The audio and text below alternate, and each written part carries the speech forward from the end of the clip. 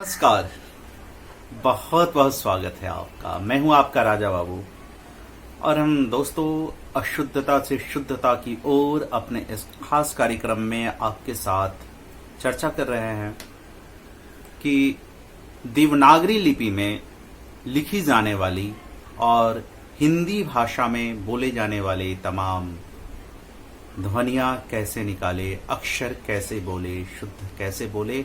इसी तहत हमने इससे पहले चर्चा किया था आपसे कि स्वर कैसे बोलेंगे, व्यंजन कैसे बोलेंगे, और आज मैं व्यंजन के कुछ खास चीजों में को आपके समक्ष रखने की कोशिश कर रहा हूं। जैसे व्यंजन में आप जब आगे जाते हैं, जैसे हमने पीछे बताया था, आप देखेंगे स्वर में कैसे, उसे जरूर देखें। आप इस अध्याय को समझने से पहले आप हमारे खास करके डॉक्टर राजा बाबू मेडी आर्ट न्यूज, जो हमारा न्यूज सेक्शन है, उस पर भी मैं इस पोर्टल पे डालता हूं। डॉक्टर राजा बाबू मेडी आर्ट सिनेमा या इंटरटेनमेंट, हमारा सिनेमा वर्ल्ड, हमारी जिससे हमसे रिलेटेड फिल्म आपको मिल जाते हैं। और doctor Raja Babu life studio जो हमारा ब्लॉग है, उस पर तो खास के होता ही है। तो आप जा सकते हैं doctor Raja Babu life studio, YouTube में आप डालेंगे और आप, मुझे उम्मीद है कि आप इसे देखेंगे तो जरूर समझ में आएगी। देखिए, शुद्ध बोलना कहीं ना कहीं खूबसूरती होती है, तभी तो आप हमारे कलाकारों को बुलाते हैं। हम कलाकारों को बुलाते हैं, हम कलाकार हैं साहब। और सबसे बड़ी बात यह है कि हम दर्द में भी मुस्कुराते हैं। हमारे सीने में दर्द होता है, फिर भी हम मुस्कुराते हैं, इसलिए कि हमारी मुस्कुराहट आपको अच्छी लगती है। हमारी मुस्कुराहट आपके चेहरे पे मुस्कान बिखेरती है। हमारे घर में लाश पड़े होते हैं, हम कर्ज में दबे होते हैं, दर्द हमारा, सीना हमारा कड़ाहता है, फिर भी हम हंस करके दिखाते हैं, क्योंकि हमारी हंसी में आपको हंसी आती है। और साफ सबसे बड़ी बात यह है कि हम जहां जाते हैं उत्सव होती है। जिंदगी के प्रत्येक पल को हम उत्सव की तरह जीते हैं, दुख को भी, सुख को भी, पीड़ा को भी, सारी चीजों को। तभी तो आप हमें अपने उत्सव में शामिल करते हैं। उत्सव को खास करके हम उत्सवी को बुलाते, कलाकारों को ही हम उत्सव में बुलाते हैं आप। और चूंकि कहते हैं कि आपके वजह से सेलिब्रेट करते हैं हम, इसलिए हम सेलिब्रेटर्स को, आप सेलिब्रिटी को बुलाते हैं, अपने घर की खुशियों में शामिल करते हैं, शागिर्द करते हैं। तो कहीं ना कहीं इसलिए बहुत जरूरी है कि हम कलाकार जितने भी, और आप भी जो खास के पूजा पाठ कराते हैं या आप मंत्रोच्चारण करते हैं या बोलते हैं, तो ऐसे आम बोलचाल की भाषा में भी अगर आप जो शब्द है, जो अक्षर है, अगर उसका जहां से निकलता है वहीं से अगर आप बोलेंगे तो बिल्कुल यकीन मानिए खूबसूरत हो जाएगा। मेरा मकसद भी है कि भारत शुद्ध हो, भारत अच्छा बोले, अच्छा खाए, अच्छा हंसे, अच्छे से बोले। तो इसी तरफ हम आपके समक्ष रख रहे हैं बातें। आज देखिए, हमने बताया था कि कवर्ग क से बोलते हैं, कंठ से बोलते हैं जी। तो कवर्ग क से बोलते हैं। क वाले जितने भी पंचाक्षरी है, खास करके देवनागरी लिपि में अगर लिखते हैं, देखिए लिखना जो है ना, जो लिपि है वह एक सिंबल है कहीं ना कहीं, है ना। ये सिंबल है जिसको हम लोग लिखते हैं। तो जिसे लिपि कहते हैं, यानी कि, और जो हमारा बोलते हैं, जो ध्वनि बोलते हैं, उसे भाषा कहते हैं। तो भाषा की जो सूक्ष्मतम इकाई होती है वह ध्वनि होती है। और ध्वनि कैसे निकलती है? हवा का परिणीत रूप है। हवा जो हमारे शरीर में है उसका परिणीत रूप है ना। तो इसमें क्या होता है कि हवा निकालते हैं जहां से भी, इस पर मैं एक अलग से डाल रहा हूं। कई सीरीज यहाँ हमारा है जिसमें कि आवाज कैसे निकाले। अभी मैं विज्ञान पर किताबें लिख रहा हूं। विज्ञान क्या है, कैसे वैज्ञानिक विधि है, इस पर लिख रहा हूं। वैसे मैंने माई ब्लडी लाइफ भी हमारा लगभग छपने के लिए जा चुका है, आप लोग के बीच बहुत जल्दी आएगी लिखित रूप में। इसके अलावा हमारी कई रचनाएं हैं जो विज्ञान की ओर आप लोग जरूर देखिए। विज्ञान के संसार, इसे हिंदी में भी लिखा है और हमने अंग्रेजी में भी लिखा है। हिंदी में इसलिए कि बहुत लोगों को हिंदी समझ में नहीं आएगी, तो अंग्रेजी समझ में आ जाएगी, इसलिए दोनों भाषा में 2 किताबें हैं। आप दोनों अलग से देखेंगे, लेकिन फिलहाल मैं जो लिख रहा हूं ना, आवाज कैसे निकलती है, आवाज की दुनिया करके मैं किताब लिख रहा हूं, जिसमें मानव शरीर में, अन्य प्रकृति में आवाज की उत्पत्ति, आवाज कैसे निकलते शरीर से, आवाज कैसे क्या होता है, तो इस पर हमने चर्चा रखी। तो मैं बताना चाह रहा था कि देखिए, पंचाक्षरी है। देवनागरी लिपि में 5 अक्षर है और अंतिम अक्षर को पंचमाक्षर कहते हैं, यानी पंचम अक्षर कहते हैं। ऐसे पंचाक्षरी यानी 5 अक्षर है। तो उस अक्षर में देखिए वैज्ञानिक लिपि, मैं बार बार कहता हूं कि देवनागरी लिपि काफी वैज्ञानिक लिपि है, क्योंकि ये लिपियां आपको क्या होता है ना, कि जैसे आप क वर्ग, क कंठ से बोलेंगे, च वर्ग तालु से बोलेंगे। तालु है ना जी का, जो हमारा हमने बताया था, आप उस अध्याय को देखेंगे तो पिछला जो भाग है हमारा ऊपर वाले छत का, ऊपर वाला छत है ना, तो ये भाग जो है तालु होगा, ये मुर्दा होगा, यहाँ दांत और यहाँ ओठ है। तो अगर यहाँ हमारा जीव सटा हुआ है तो हम इन्हीं चीजों का प्रयोग करके निकालते हैं। तो इसमें च वर्ग तालु से निकालते हैं, ट वर्ग मूर्धा से निकालते हैं, त वर्ग दांत से निकालते हैं और प वर्ग ओठ से निकालते हैं, है ना। ओठ प बोलते हैं ना, प फ ब भ म। तो अब इसके बाद जो आता है ना देवनागरी लिपि में, जैसे देखिए देवनागरी लिपि की बात करें तो इसके वर्णमाला में जो वर्णों की माला बनाई गई, जिसे सजाया गया है, जैसे माला पीर होते हैं ना, एक एक अक्षर को, एक एक दाने को लेकर के, तो इसके एक एक दाने को जिस क्रम से लिखते हैं तो उसमें जो चीजें आती है वह है य, र, ल, व, श, स, ये ऐसी चीजें हैं, है ना, यर लव। तो इस प्रकार जो है इन चीजों को ज्यादातर लोग अशुद्ध बोले जाते हैं। मैं ज्यादातर देखा हूं याद को आद बोलते हैं। जैसे हमने उत्सव बोला है, इससे पहले जो हमने मोनोलॉग दिया है उत्सव वह बोला है, कुछ लोग उत्सव बोल देंगे, है ना, उत्सव अ, है ना। ये उच्चारण जो है कहीं ना कहीं अशुद्ध होता है। और खास कर अगर कलाकार है या आप पूजा पाठ करने पंडित कहलाते हैं, विद्वान हैं, तो खास कर वहां को शुद्धता है। मैं कहीं से भी ये नहीं करता हूं, मैं शुद्ध चीजें लाता हूं, मैं कहीं से भी अपनी बातें नहीं रखता। जो चीजें आपने कही है वही चीजें मैं रखता हूं। तो आइए आज इन चीजों को जानेंगे। पंचमाक्षर को कैसे बोलते हैं? पंचम अक्षर जो है उस पर हमने बताया था कि आप जहां से जो वर्ग का है उस वर्ग में आप एक अ की ध्वनि उच्चारण करेंगे, या और वही जैसे कंठ से अंग लोग जो बोल देते हैं, अंग नहीं आंग, है ना, आंग, यानी कंठ से बोलेंगे और नाक उसमें शामिल कर देंगे। जैसे कवर्ग, चवर्ग, टवर्ग, तवर्ग, है ना, इसमें पंचमाक्षर है। पंचम यानी कि इसमें नाक से करते हैं। म है, वहां भी म हमारा नाक को लेता है लेकिन ओठ बंद हो जाता है। बाकी में जैसे विभिन्न वार से आप देखेंगे वो बोलेंगे। तो आज मैं आ रहा हूं ना आपको कि ज्यादातर लोगों में देखेंगे य, र, ल, व, है ना, श, श, स, ह। कुछ देवनागरी लिपि में है गड़बड़ी, जो शब्द का उच्चारण आज तक ही क्लिष्ट रहा ही नहीं, फिर भी इस चीजों को शामिल किया गया। वैसे वर्णमाला में 45 अक्षर है लेकिन लेखन के दृष्टिकोण से 52 है। ये कहीं ना कहीं अशुद्धता है, विविधता है कि कुछ चीजें ऐसी है जिसका उच्चारण आज तक नहीं आ पाया, ना स्वर में, व्यंजन में, फिर भी शामिल लोगों ने रखा। तो मैं आज रख रहा हूं कि य, व, र, ल, य, र, ल, व, श, श, स, हा कैसे बोलेंगे। बाकी मैं एक एक चीज पे आऊंगा। कहा देखिए य और व जो है ये अर्ध स्वर है। अर्ध स्वर कहने का मतलब कभी तो ये आधा व्यंजन भी होता है और कभी स्वर भी होता है, इसलिए इसको आधा स्वर कहा गया है। बहुत सारे लोग बिल्कुल ई बोल देते हैं। जैसे देखिए नमस्तस्य होता है, यूजुअली य है, य एकार, लेकिन नमस्तस ऐ लोग बोल देंगे, है ना, गुरुवई बोल देंगे, गुरुवै, माने कुछ भी बोल के निकल जाते भाई, नहीं जानते और आप मान लेते हैं अशुद्ध है, क्योंकि कहते हैं मैं जो बोलता हूं वही बोलो, यही तुम्हें मंत्र है ना। जब पकड़ा जाते हैं तो बोलेंगे भाव में ही देवता विराजमान होते, ईश्वर बाहर, तो भाव में हो जाए तो पूजा पाठ की क्या आवश्यकता है, कर्म कांड की क्या आवश्यकता है। तो कहीं ना कहीं अ बोल देंगे, ई बोल देंगे, ऐ बोल देंगे। जो अशुद्ध बोलता है वह जैसे बोलेंगे ना तो लोग देखिएगा ज्यादातर वह अकेले में तो बोल भी लेते हैं लेकिन आ ओ बोलते हैं, जो कहीं ना कहीं या शव में तो जनरली अशुद्धता होती ही है।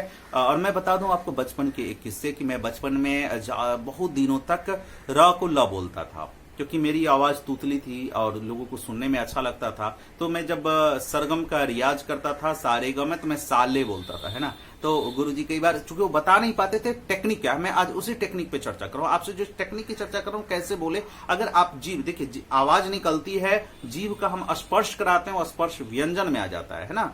लेकिन कभी कभी क्या होता है ना कि कुछ चीजें स्पर्श नहीं होता है तो वो स्वर में होता है, सीधे जी से आवाज निकलेगी। हमने कहां से क्या निकलेगा इस पर बातें की है, तो आप पहले के खंड को जरूर देखें, है ना। आप इसी पर जाकर के खंड को देखेंगे, मैं लिंक शेयर कर रहा हूं सभी लोगों से। और य और वह अर्ध स्वर है, यानी आधा स्वर है आधा व्यंजन है। तो देखिए य र ल व अंत अस्त व्यंजन है, अंतहस्त व्यंजन में आता है, क्योंकि पारंपरिक वर्णमाला के बीच है, ये स्वर और व्यंजन के बीच है, बीच का है, बीच में स्थित होता है, इसलिए अंतः अस्त कहते हैं।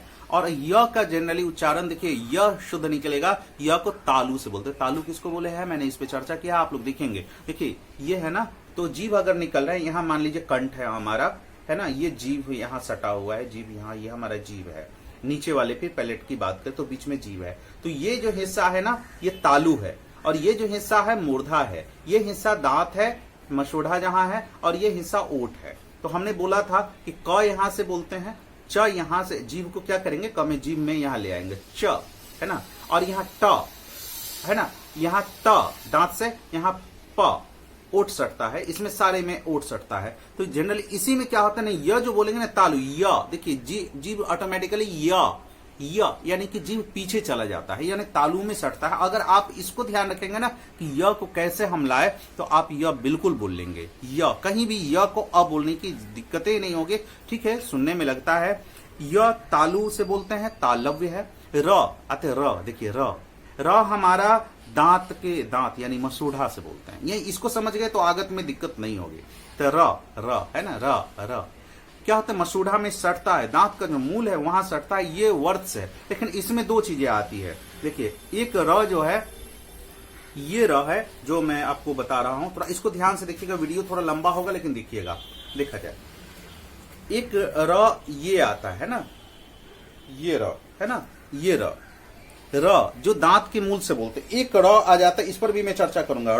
र इसमें जवान को ऊपर जाता है और पटक देते हैं। आप इस र को समझ रहे होंगे कि मैं जो कहना चाह रहा हूं, र है और एक ये र है ना, जो ड की भांति हो जाता है। तो ये जनरली क्या है, लोग इसमें गड़बड़ाते हैं, र एक ही बोल जाता है, खास करके बिहार में जहां मुकामी जुबान ज्यादा है तो वहां दिक्कतें आती है। तो मैं ये कह रहा था कि र दंत मूल से बोलते हैं। ये लुंठित इसमें एक आता है, जीव तालू से लुढ़कता है, र है ना, आलू से लुढ़ के र। अब आता है ल को कहां से बोलेंगे, ल बचपन में जैसे मेरे गुरु अगर मुझे बता दिए होते कि देखो बेटा ल ऐसे बोलते हैं, तो मुझे दिक्कत नहीं होती। यद्यपि मैं काफी बता दूं कि 7वां 8वां तक भी गया था तो मुझे दिक्कत हो रही थी। र को मैं ल ही बोलता था उसके, क्योंकि फर्क नहीं होता था, टेक्निक नहीं। अब वो बोलते थे ल बोलो, बकड़ी बकला, इस तरीके से बुलवाते थे, बहुत सारे अन्य अक्षरों से जोड़ करके, उनकी टेक्निक थे। लेकिन खास करके जो शिक्षक वर्ग के लोग हैं, अगर देख रहे हैं तो आप इन्हें शेयर जरूर करें, इसको समझे कैसे बच्चों से आप निकलवाएंगे। और खास करके जो नाटक में कलाकार है उनकी तो आवाज खूबसूरत होनी ही चाहिए। तो क्या है, ल दंत मूल से, दांत के मसूढ़ा से बोलते हैं। लेकिन इसमें पार्श्विक है, हवा जीभ के बगल से निकल जाते, ल है ना, हवा जीभ के बगल से निकल जाती है, ल, कहीं दिक्कत नहीं होगी। दांत से सट कहेंगे, बच्चा अगर नहीं बोल पा रहा है बेटा दांत के पास, जीभ ल है ना, पार्श्विक ल। र दंत मूल, ये वर्त से है ना। व है आता, व देखिए जनरली व को ओ बोल देते, व में कहीं दिक्कत नहीं है। इसमें हम दांत और ओठ का उपयोग करते हैं। ज्यादातर गांव के लोग व को ओ बोल देते हैं, ब भी बोल देता है लोग, और यहां तक कि अज्ञानता है तो बोलेंगे ही, लेकिन क्योंकि जानकारी नहीं है तो आप इनको देखिए व को कैसे बोलेंगे, इस टेक्निक को समझ आइए।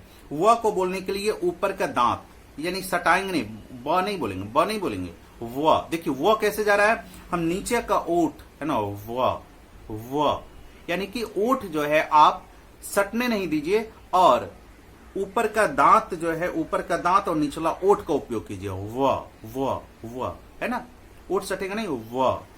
तो व को अ नहीं बोल पाए, वो है ना, वो है ना। तो इस प्रकार है उत्सव। तो आप जब शब्द बोले एक एक देखिए, इसके लिए मैं बता रहा हूं कि एक कुछ दिन आप वर्णमाला के एक एक अक्षर पे मेहनत की, कंठ से बोलिए, क ख ग घ है ना, आ।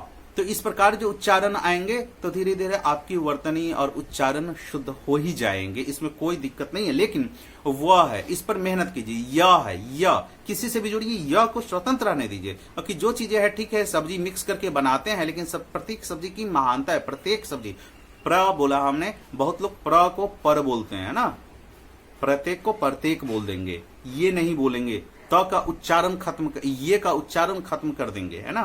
तो आप उनको एक एक चीजों पर मेहनत करें। मैं तो रोजाना अरबी में कुरान शरीफ भी पढ़ता हूँ, गीता भी पढ़ता हूँ संस्कृत में, ताकि हमारे टंग ट्विस्टिंग होता रहे, क्योंकि मैं पढ़ के ही करता हूँ, अलग से नहीं करता। तो देखिए व मैंने कहा, व बोलने के लिए क्या करना है, व ओठ जो है, एक नीचे वाले जो ओठ है उससे हवा निकालनी है और ऊपर के दांत से टकराना है ना, दंतोष्ठी से बोला जाता है व। तो मुझे उम्मीद है कि ये बातें समझ गए होंगे। इसके साथ हमने वादा किया था आपसे कि कुछ अगला जो आता है उसे उष्म या संघर्षी कहते हैं, इसे अंतःस्थ कहते हैं। उष्म या संघर्षी यानी कहने का मतलब ये है कि इसके उच्चारण में मुख में किसी स्थान विशेष पर घर्षण कर गर्मी पैदा करता है। अब देखिए 3 श आता है, आप इस 3 स है, स 3 प्रकार के है, देखेंगे। एक है मैं बता रहा हूं, एक है तालु से बोलते हैं, एक है जो मूर्धा से बोलते हैं, और एक दांत से बोलते हैं। मुझे उम्मीद है कि आप ये समझ जाएंगे। तालु वाले हमने कहा कि जैसे देख लीजिए, ये आपका मुंह है ना, ये ओठ है, अगर यहां अगर ये बंद हो रहा है तो बीच में जीभ है। तो अगर जीभ को इस हिस्से में सटाएंगे, यहां तालु है। अगर यहां से जीभ को अगर यहां ले जाएंगे, मूर्धा है। यहां अगर आप ले जाएंगे, यहां ले जा रहे हैं तो इस जगह दांत और मसूड़े हैं, और इस जगह ओठ है। तो आप तालु, इसको श अगर इस श को पीछे की तरफ ले गए, श जीभ को ऊपरी छत का, ये ऊपरी छत में, नीचे में कोई उपयोग नहीं करते हैं। श जी को ऊपर ले गए, श का उच्चारण आएगा। अब मूर्धा से, मूर्धा यानी कि यहां जहां हमारा है, तो श सा एक दांत से बोलते हैं ना। तो ये श उष्म संघर्षी है। इसमें इसलिए कहना चाह रहा हूं कि इसमें आपको बोलने में खास करके श, जैसे श स, हा कंठ से बोलते हैं, यानी कि जहां स्वर यंत्र है। कैसे निकलता है देखिए, कुछ लोग बोलेंगे नाभि से बोलो, छाती से बोलो, ऐसा कुछ भी नहीं होता है। तो हा यानी कंठ स्वर यंत्र से बोलते हैं। श स है ना, श स हा। तो आप इसको कुछ दिन बोलेंगे ना, उच्चारण करेंगे, तो वाकई मानिए कि आपका यह बहुत खूबसूरती से ये चीजें निखर करके आ ही जाएगी। अब आता है उच्छिप्त। हमने बताया देखिए, य र ल व श स ह। स एक स है, दांत व से बोलते हैं। स देखिए, दांत, उसमें दांत, जीभ को दांत में सटा देंगे। स जीभ को सबसे पीछे, छत के ऊपर ही पीछे ले जाएंगे। श अगर मूर्धा यानी थोड़ा सा आगे लाएंगे उसका, है ना, 3 स्टेप में, तो जो हमने बताया है, तो उसमें श स समझ गए। हा ज्यादातर मैं देखता हूं बहुत लोग अल्लाह ह बोलना छोड़ ही देते ज्यादातर, है। तो ये जो शब्द है ना, कंठ से, ये कंठ से निकलता है, स्वर यंत्र से निकलता है। हा ये कंठ से निकलता है। मैं इस पर कैसे, इसका है कुछ एक्सरसाइज है जिस पर मैं आवाज वाली शाखा में किताब में भी वर्णन करूंगा, और यहां भी। इसको आप प्लीज शेयर कीजिएगा, सभी लोगों को बताइएगा। मैं चाहता हूं ज्यादा लोग बोले, और शिक्षक वर्ग के लोग तो खास करके ध्यान, कैसे बोलना है, टेक्निक समझ आना है। जीभ को कहां सटा देंगे, कहां हटा देंगे, बस समझ जाइए। अब आइए, एक उच्छिप्त आता है। उच्छिप्त इसलिए बोलते हैं ना कि इसमें जीभ पहले ऊपर उठेगा, मूर्धा के पास जाएगा और नीचे आ जाएगा। ये पहले अक्षर नहीं थे, ये संस्कृत में नहीं था, हिंदी में से लिया गया। इसमें आता है र ढ। कौन से र आएंगे इसको समझा जाए। मैं इस पर इसलिए थोड़ा सा बता रहा हूं कि र और ढ कैसे आएंगे, इसको समझिए थोड़ा सा। देखिए, ये एक र होता ना, ये र तो हम कहां से बोलेंगे, हमने बताया ये र ज्यादातर हम दांत और मसूड़ा से बोलेंगे, र है ना, र दंतमूल से बोलेंगे। ये र नहीं, ये र है ना, ये वाले, है ना, ये वाले। तो ये र है, और एक ढ है। ये ढ जिसमें नुक्ता नीचे आता है, जिसमें दोनों में नुक्ता आता है, वैसे में कैसे इसे उच्छिप्त कहते हैं। क्या कहते हैं, उच्छिप्त। उच्छिप्त इसलिए कहते हैं कि इसमें जीभ जो है ना ऊपर जाता है। र देखिए, ऐसे र बोला हमने, दांत में सटा, र यानी ऊपर जाएगा, नीचे आएगा।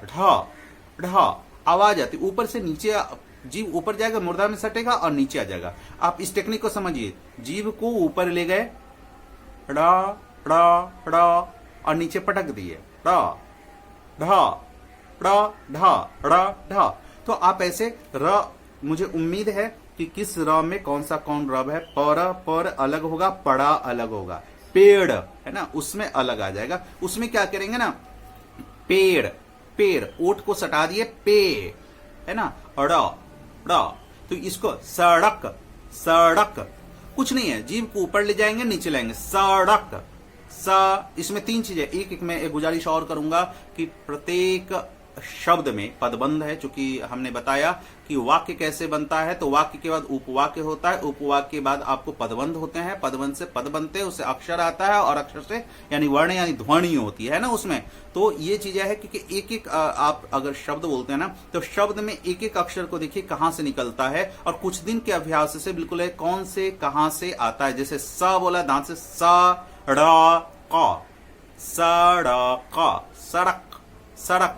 सड़क, कहीं से भी दिक्कत नहीं होगी, है ना। पेड़, पे ओट से, तो आप एक एक अगर शब्द पे ध्यान देंगे कहां से निकलता है, कुछ दिन आदत में शुमार कर लेंगे ना, बिल्कुल आप वहीं से निकालेंगे। और जब शब्द अगर उचित जगह से निकलेंगे, उच्चारण शुद्ध होगा, तो भाव खुद ब खुद आ जाएगा। मैं अलग जो हमारी श्रृंखला आप देखेंगे उसमें मात्रा जब लग जाता है, दीर्घ ह्रस्व का उपयोग कैसे करेंगे किसी अक्षर के साथ, शब्द के साथ, तो उस पर मैं चर्चा करूंगा। फिलहाल मैं बता रहा हूं कुछ अक्षर जो आया, कुछ वर्ण जो आया, जो आगत है या गृहीत ध्वनि आया, ये फारसी से आया है, यह हमारे यहाँ नहीं था। हिंदी वर्णमाला में शामिल जरूर किया गया, फारसी में ज्यादातर आता। इसमें देखेंगे ना कि कोई भी शब्द है जैसे क, ख, ग, ज, फ, ये 5 ऐसे हैं जिसके नीचे नुक्ता लगा होता है ना, नुक्ता। हमने बोला जो शब्द के किसी अक्षर के नीचे देखेंगे लगा होगा, क्योंकि उसके उच्चारण वहां से आते हैं। और वैसे अक्षर खास के भारत में नहीं, भारत में जरूर आया ये हिंदी ये, लेकिन वो फारसी से लिया गया है ना, फारसी से। तो देखिए अब उसका टेक्निक मैं बता रहा हूं, उसका टेक्निक आप समझ जाएंगे, कहीं दिक्कत नहीं होगी। क हम लोग कंठ से बोलते हैं, लेकिन अगर नुक्ता लगा है तो अपनी हवा को हम जीभ मूल से, यानी जीभ जहां है हमारे सटा वहां से क, ये अघोष है, अल्पप्राण क, जैसे क कंठ से बोलना है क। आप ऐसे समझिए, नुक्ता जहां क तो बोल रहे कंठ से बोलेंगे ही, लेकिन इसमें जीव के रूट का प्रयोग करेंगे, जीव के मूल का प्रयोग करेंगे। क, ख संघर्षी है, उष्ण है, ख भी है, ख के नीचे अगर नुक्ता आ गया तो ख, यानी कि जीव मूल का उपयोग जरूर करेंगे। इसमें भी ग, यानी अगर क ख ग, चूंकि एक ही वर्ग से है, कंठ से ही बोला जाता है, लेकिन तीनों के बोलने में हम जब बोलेंगे तो जीव मूल यानी जीव का जो अंतिम भाग जो रूट है उसका प्रयोग करेंगे।